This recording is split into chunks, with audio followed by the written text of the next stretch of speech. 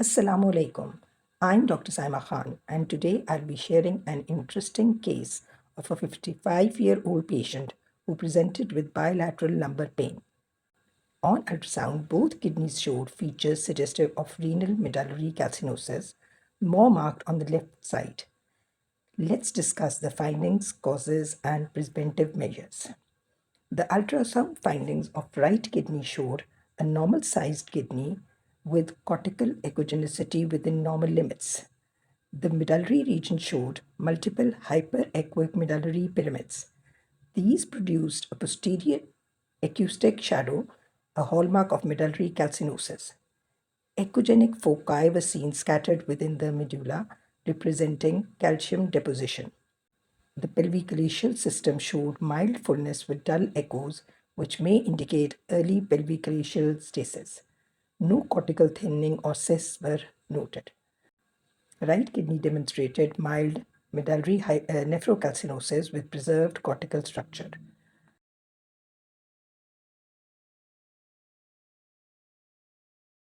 The left kidney appeared smaller to the right kidney, with increased cortical echogenicity indicating chronic parenchymal disease. The cortical thickness was reduced and a few small cortical cysts were seen. The largest cyst measured 30 into 23 mm. The medullary region showed faint hyperechoic foci within the pyramids, less distinct due to cortical atrophy. No gross calculus or hydronephrosis was seen. Left kidney appears to be chronically affected with features of parenchymal damage.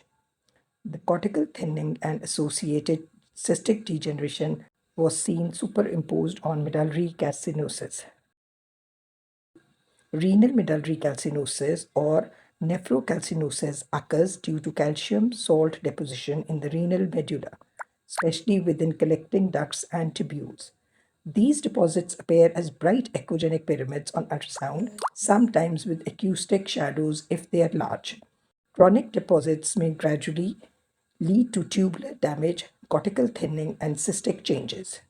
The common causes of these disorders are metabolic, hyperthyroidism, renal tubular acidosis type 1, and vitamin D intoxication.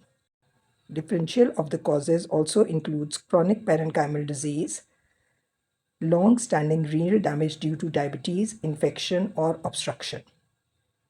Recommended investigation will include serum calcium phosphate, parathyroid hormone, and 24-hour urinary calcium and citrate.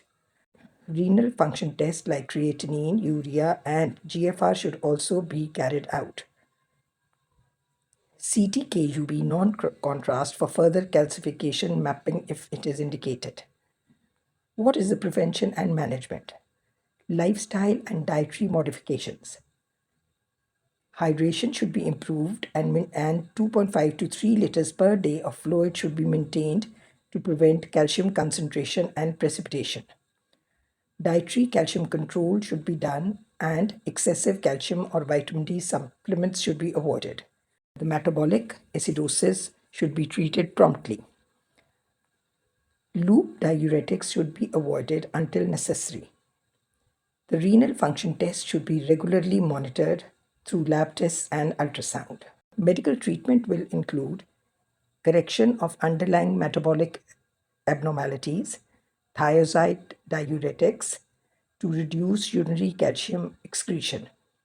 Potassium citrate should be used to increase urine citrate levels and reduce crystal formation. On ultrasound, evaluate symmetry and cortical details in both kidneys. So this was a case of bilateral renal medullary calcinosis, more marked on the left side with cortical thinning and cystic changes. It highlights the importance of early detection and correction of metabolic causes to preserve renal function. If you found this video helpful, don't forget to like, share, and subscribe for more real ultrasound cases and educational discussions. Thank you.